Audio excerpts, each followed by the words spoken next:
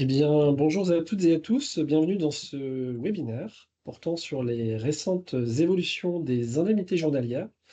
Nous allons regarder quels sont les impacts pour vos régimes de prévoyance. Alors avant de démarrer ce webinaire, on tenait à préciser que celui-ci est bien sûr enregistré. N'hésitez pas à poser vos questions directement sur le chat. On prendra le temps d'y répondre sous un quart d'heure en fin de présentation. Sont présents sur ce webinaire Marie Martini, qui est notre responsable juriste en protection sociale, Ozgur Reski, qui est notre responsable du pôle actuariat vie, et bien sûr moi-même, qui agis en qualité de directeur marché des entreprises. Alors concernant le sommaire qui vous sera présenté, qui vous est présenté aujourd'hui, il va y avoir 3 temps forts. Le premier porte sur les évolutions pour le calcul des IGSS. Voilà, on va vraiment s'intéresser à ce sujet. Le deuxième temps fort qui sera évoqué seront les impacts sur vos prestations prévoyance, hein, clairement, sur vos contrats collectifs. Et puis enfin, on se posera la question de comment on peut être en mesure, on peut être en capacité d'atténuer ces impacts. On va peut-être attendre 1 ou 2 minutes que tout le monde finisse d'arriver, si ça serait Oui, ça t'embête pas. eh bien, très bien. On va attendre quelques instants avant de rentrer dans le vif du sujet. On voit qu'on a un grand nombre de participants qui sont en train de nous rejoindre. Et on tiendra bien évidemment le timing qui est imparti pour les agendas serrés des uns et des autres.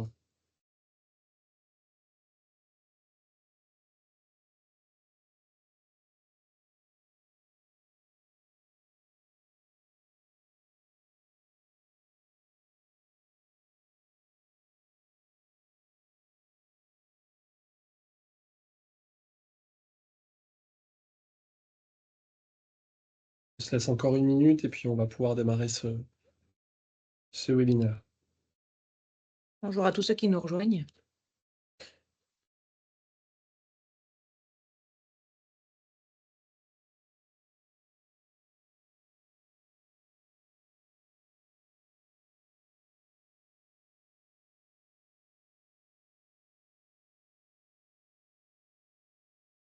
Bien, je vous propose de reprendre et de démarrer donc ce webinaire qui vous est présenté aujourd'hui.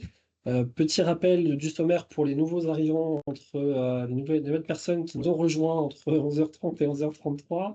3 temps forts. Le premier sujet va porter sur les évolutions pour le calcul des IGSS. Le deuxième, on va s'intéresser on va observer les impacts qui seront présentés sur les prestations prévoyance au sein de vos contrats collectifs. Et puis enfin, on regardera comment on est en capacité, comment on peut être en mesure d'atténuer euh, les impacts, tout simplement.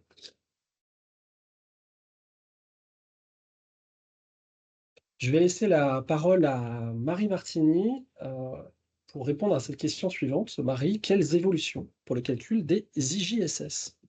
Alors, tout d'abord, avant de présenter l'évolution, rappelons le sujet.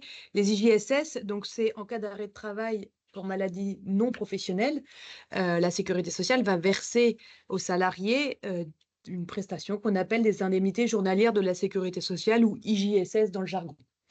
Ces IJSS peuvent être versés directement aux salariés ou par l'employeur si celui-ci fait ce qu'on appelle la subrogation, c'est-à-dire que l'argent transite par l'employeur et donc va figurer sur la fiche de paye. Le sujet ici ne concerne que les indemnités versées en cas de maladie non professionnelle ou d'accident non professionnel, puisque la réglementation sur les accidents du travail et maladies professionnelles ne sont pas visées par les évolutions qu'on va avoir. Du coup, l'évolution, c'est que depuis le 1er avril 2025, le montant de référence servant au calcul des indemnités journalières de la sécurité sociale a vu son plafond diminuer. C'est-à-dire que c'est le montant sur lequel se référence la sécurité sociale pour calculer la prestation maximale. Ce plafond maximal était fixé depuis quelques années à 1,8 SMIC et il est, depuis le 1er avril 2025, fixé à 1,4 SMIC.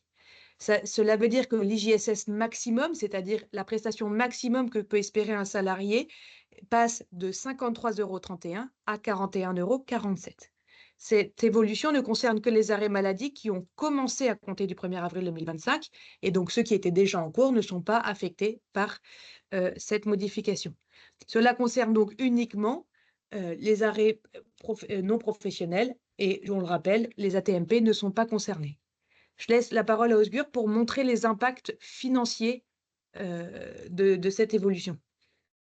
Donc, afin d'illustrer les propos de Marie, on a un graphique qui représente l'évolution des indemnités journalières de la sécurité sociale, donc avant et après décret en fonction du salaire brut mensuel.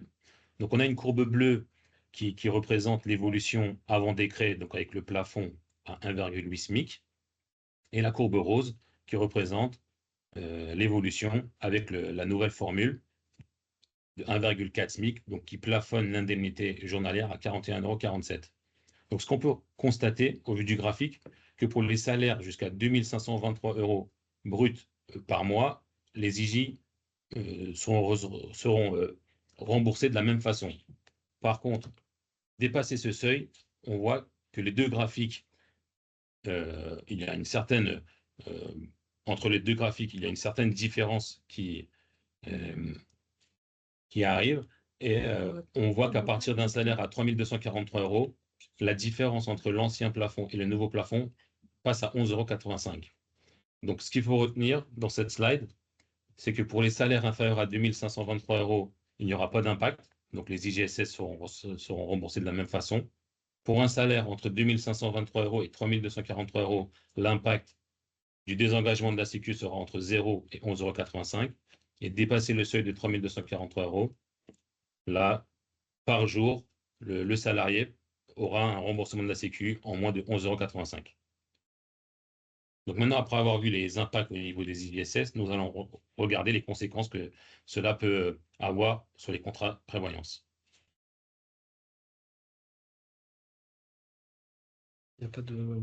Alors, apparemment, il y a un problème de support, mais chez nous, on le voit. Du coup, Oui. Est-ce qu'une autre personne peut nous confirmer que le support n'est pas visible, s'il vous plaît, afin de s'assurer qu'on n'a pas un problème technique pour Xavier, en l'occurrence, qui ne voit pas le support. il est bien visible. Ah, ok. Voilà. Donc Xavier, nous sommes désolés, je pense que vous avez un souci avec le visionnage de la du diapo. Ok, merci beaucoup pour les réponses. Merci à tous ceux qui ont répondu. Alors, effectivement, pour les impacts, on a décidé de mettre un schéma pour que ça soit plus visuel.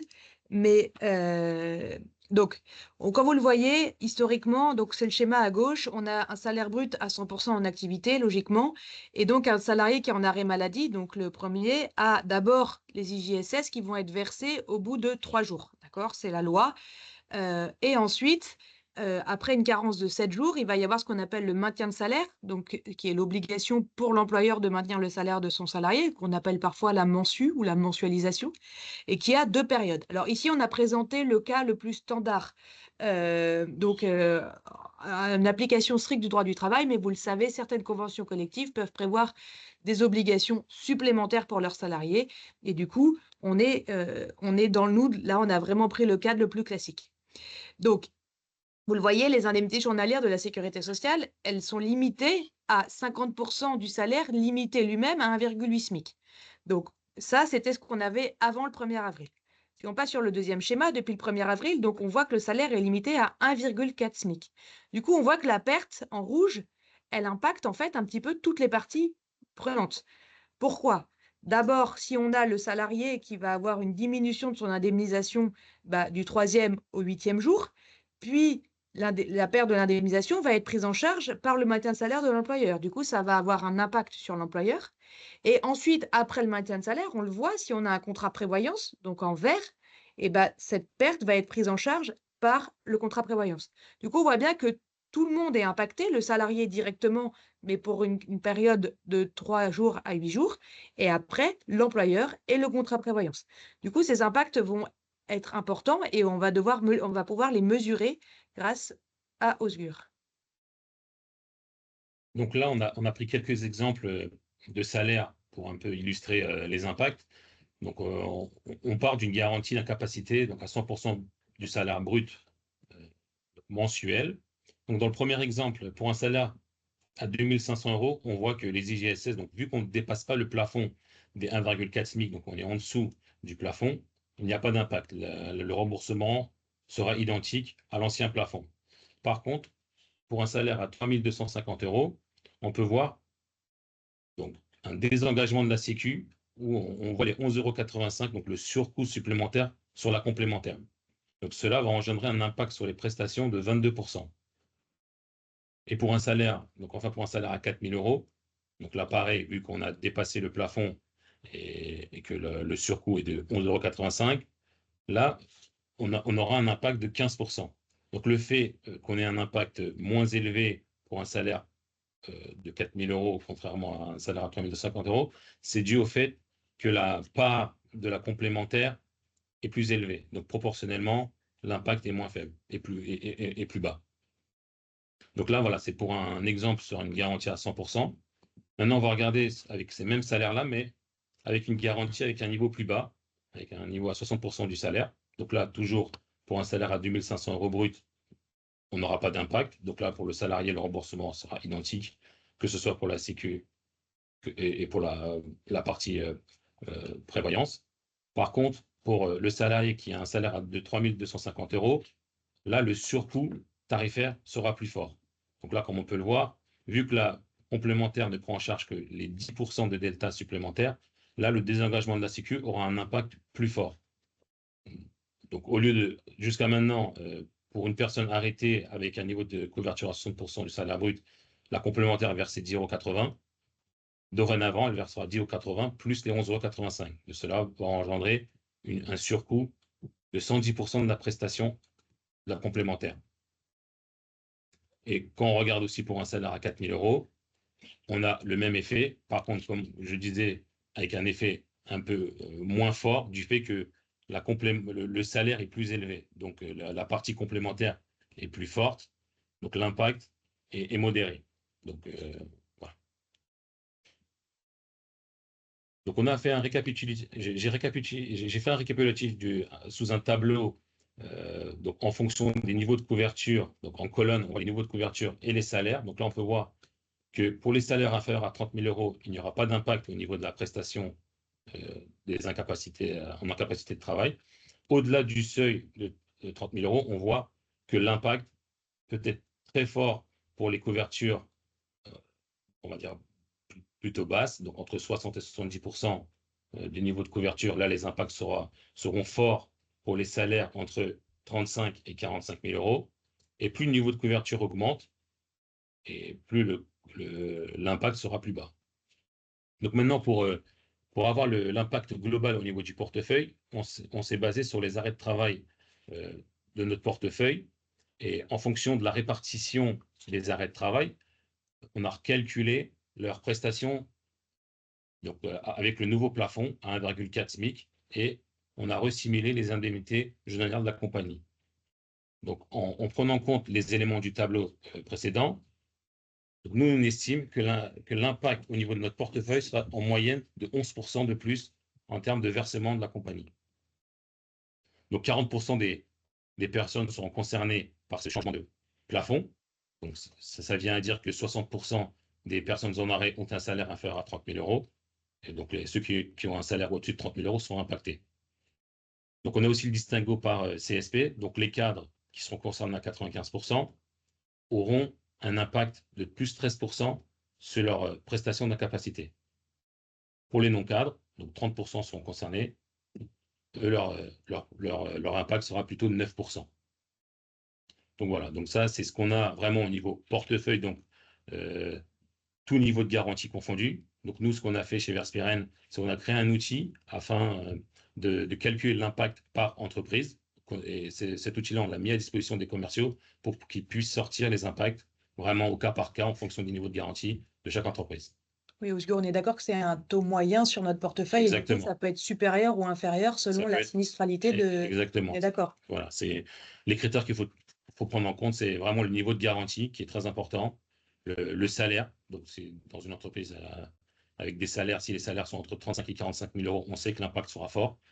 Donc voilà, c'est des critères à prendre au cas par cas.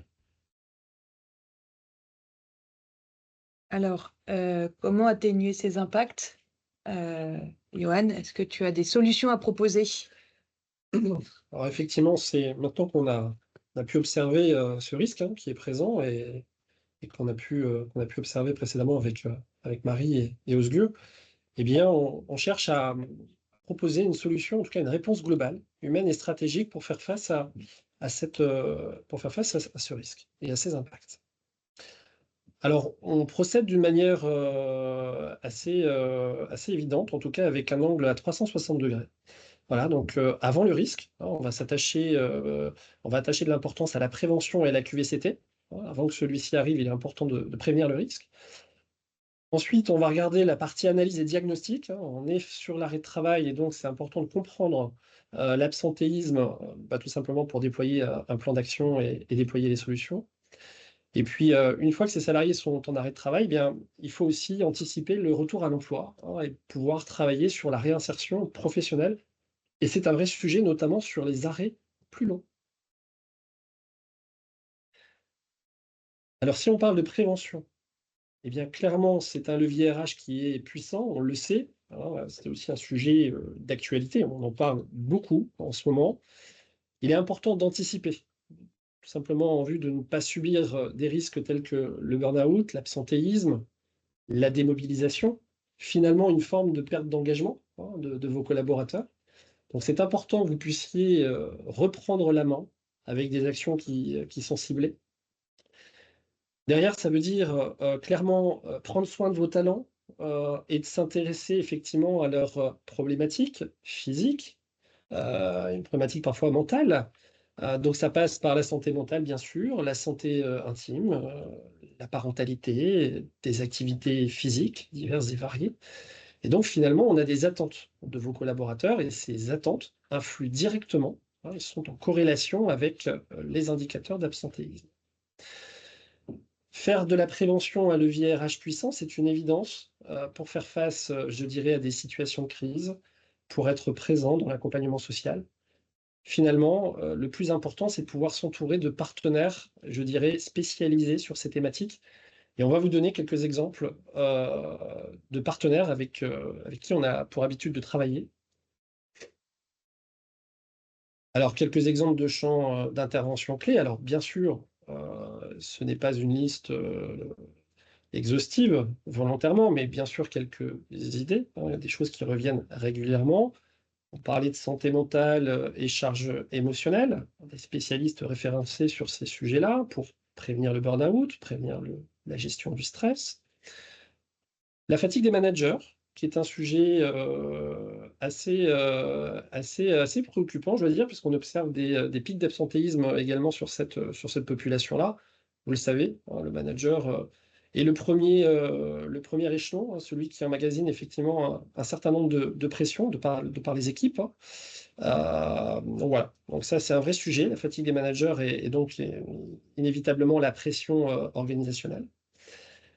La santé des femmes au travail avec des thématiques notamment sur des populations féminines, avec l'endométriose, la ménopause, les règles douloureuses qui impactent, je dirais, la qualité de vie au travail au sein de l'entreprise pour les salariés concernés. Et puis des sujets qui sont essentiels, comme l'aide à la parentalité, qui est extrêmement demandée par vos collaborateurs aujourd'hui. Ils ont besoin d'être aidés, d'être accompagnés pour alléger effectivement la charge mentale. Cette même charge mentale qui revient en entreprise et qui au final joue sur vos indicateurs d'absentéisme. Et donc de pouvoir aborder également l'aide aux aidants. Parce que là aussi, on le sait, sur les populations qui sont amenées à soutenir leurs proches, notamment à domicile, eh bien, c'est une pression mentale qui va conduire inévitablement, si c'est pas bien géré, à une hausse de l'absentéisme. Donc voilà sur ces exemples clés qui vous sont présentés. Le plus important, c'est d'avoir une approche sur mesure. Donc ça passe évidemment par un audit de l'existant, de comprendre les causes de l'absentéisme, et donc finalement, pour pouvoir adapter effectivement le meilleur plan d'action et de proposer les meilleurs professionnels en lien avec la thématique recherchée. Ça nous amène sur le deuxième temps fort qui est notre compréhension du sujet de l'absentéisme. Pour pouvoir proposer des plans d'action qui puissent être percutants, pertinents, en tout cas efficaces, il est, je dirais, déterminant de pouvoir faire un diagnostic au préalable, un diagnostic de vos salariés référents donc, sur le sujet absentéisme. Et donc, comment on procède? Eh bien, on a une démarche qui est assez claire. On vient récupérer des données de façon non intrusive, hein, puisqu'on utilise très régulièrement la DSN, voire même des données issues de vos SIRH. Hein. L'objectif étant d'avoir des livrables qui soient objectifs, des informations aussi qui soient fiables. Une fois qu'on a récolté ces informations, eh bien, on y fait une analyse très précise, complète et systémique. L'objectif, c'est de très rapidement pouvoir catégoriser les absentéismes observés. Est-ce qu'on est sur des tranches de population spécifiques? Est-ce qu'on est sur des jours de la semaine spécifiques? Est-ce qu'on est sur des métiers spécifiques? Est-ce qu'on est sur des thématiques relatives, par exemple, aux troubles musculo-squelettiques? Voilà, chaque activité, et on insiste vraiment là-dessus, eh bien, a sa problématique qu'il faut identifier et qu'il faut traiter.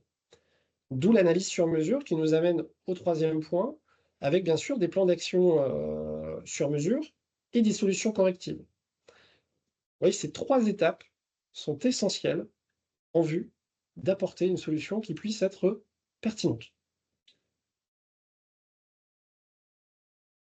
On arrive sur le troisième volet. Alors, on a des collaborateurs effectivement qui sont en arrêt de travail, parfois de longue durée. Se pose la question de la réinsertion professionnelle. C'est un vrai sujet. Quand vous êtes effectivement, on peut imaginer assez aisément, hein, un collaborateur qui est absent plus de 6 mois, plus d'1 an, dans un environnement extrêmement mouvant, l'environnement de l'entreprise, eh bien, le poste que vous occupiez 6 mois, 1 an précédemment, il a peut-être évolué. En tout cas, l'environnement, lui, a évolué. Et donc, il est essentiel de pouvoir remobiliser aussi ces personnes en absentéisme pour faciliter le retour à l'emploi. On a prévu un dispositif qui répond à plusieurs objectifs. Le premier, bien sûr, c'est la remobilisation physique, parce que gardons à l'esprit que, au préalable, eh bien, si ce salarié est en arrêt de travail, c'est avant tout, et en tout cas très régulièrement pour un problème physique, qu'il faut traiter avec précision. Est-ce que ce salarié qui est en retour, en reprise d'activité, eh ben, est-ce qu'il a besoin d'une assistance particulière pour faciliter son retour dans l'entreprise? C'est important de l'appréhender au départ.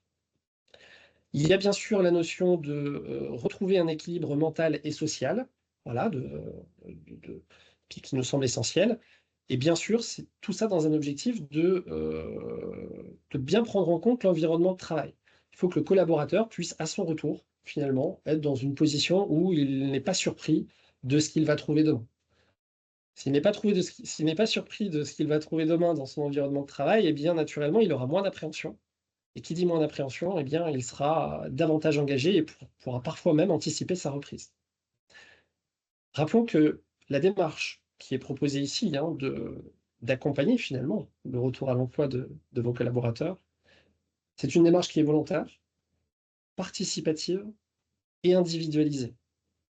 Dit autrement, elle est à votre initiative.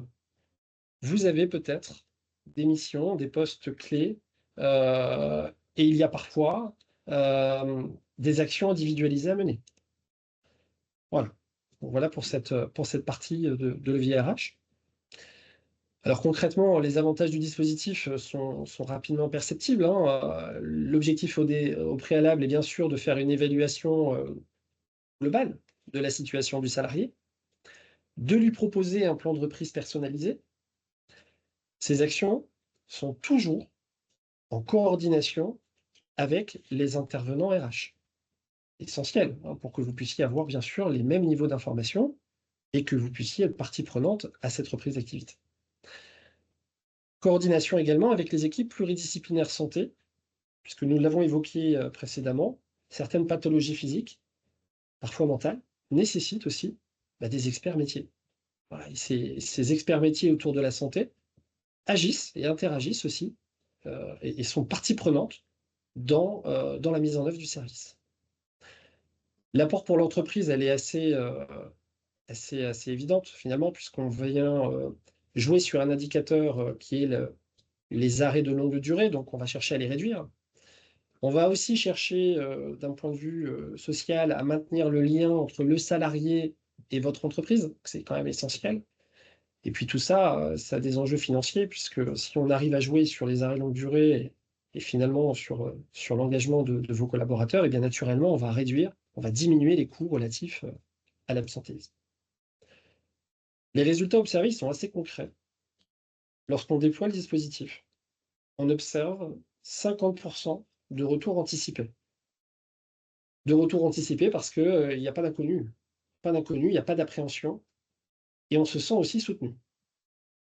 Donc inévitablement, on renforce l'engagement, puisque le collaborateur est bien conscient des actions qui sont menées à son attention pour le réinsérer socialement et physiquement dans son entreprise. Et derrière, eh bien, ça joue également sur la marque employeur, puisque vous avez des impacts positifs autour de la QVT et inévitablement sur votre performance RH. Alors, juste avant, je me permets juste de rajouter un petit commentaire avec Osgur. Quand on a présenté les chiffres en prévoyance, bien évidemment, ça concerne les contrats qui sont sous déduction de la sécurité sociale. Exactement. Si la garantie est exprimée en complément de la sécurité sociale, il n'y a pas d'enjeu puisque la garantie reste identique.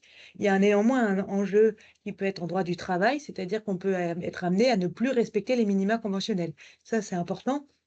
Mais effectivement, il n'y a pas d'impact. Ça, c'est important de le rappeler parce que C'est vrai que l'étude a été faite en partant des arrêts de travail, donc des personnes avec des garanties en inclusion. voilà, C'est c'est ça. ça. C'est juste ça qu'on n'avait pas précisé et du coup, c'était important de bien recentrer pour bien préciser qu'effectivement, si votre garantie est additionnelle à la sécurité sociale, il n'y a pas d'enjeu, mais votre salarié au global, lui, aura une prestation qui va diminuer puisque le différentiel non versé par la sécurité sociale ne sera pas du tout pris en charge par le régime de prévoyance. Voilà, c'était juste une remarque supplémentaire. Pardon. Remarque pertinente, merci Marie, c'était important de le souligner. Nous arrivons sur la période effectivement de réponse, en tout cas sur le temps fort qui est aussi de répondre à vos questions. Alors n'hésitez pas à utiliser le chat. Posez les questions, les interrogations qui vous viennent à l'esprit. Il n'y a pas de mauvaises questions sur le sujet, loin de là. On est sur un sujet qui est extrêmement important. Alors, les questions, on va les reprendre dans l'ordre. A priori, nous en avons une. Que fait-on quand le salarié coupe tout contact avec l'entreprise, refus de dialogue, d'entretien, de liaison? Alors, c'est une vraie question. Alors, on est sur une démarche, on l'a dit, hein, individualisée, pardon, basée sur le volontariat. Si on a un collaborateur qui, entre guillemets, ne joue pas le jeu, ou en tout cas coupe contact avec vos actions que vous souhaitez déployer, bon, vous avez une partie de la réponse. On n'ira pas, on n'ira pas le forcer à rentrer dans cette démarche-là. Mais vous avez aussi une première réponse sur son engagement. Et donc, au final, il faut aussi parfois, je dirais, accepter que bon, la notion d'engagement, c'est bien, ça part évidemment d'une action de l'entreprise, mais une action qui doit aussi être accueillie et réceptionnée par le salarié.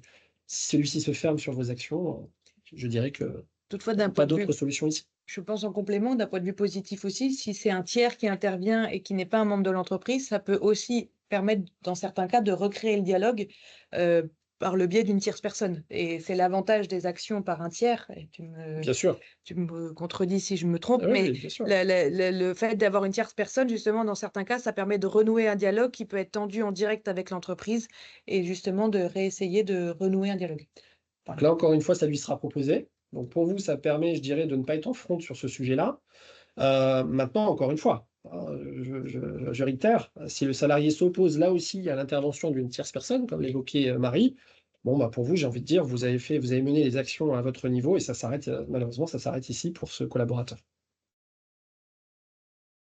Il y a d'autres questions sur le chat. N'hésitez pas à poser d'autres questions sur. Et est-ce qu'il y a besoin de revenir aussi sur des slides qui vous ont été présentés? Voilà. On a conscience aussi que ça déroule parfois rapidement. Est-ce que vous souhaitez refaire un zoom sur un point de détail?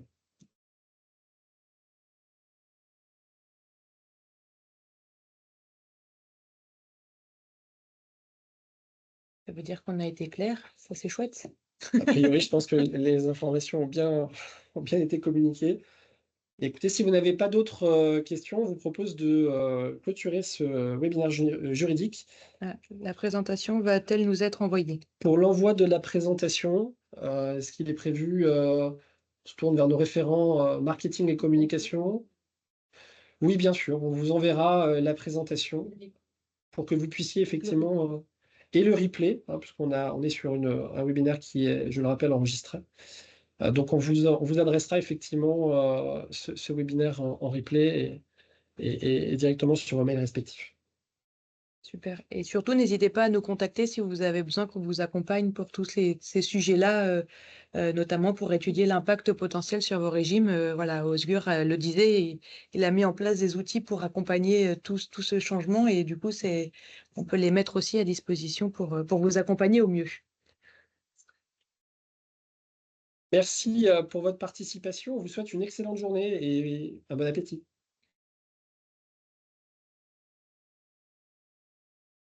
Bonne journée à tous. Bonne journée.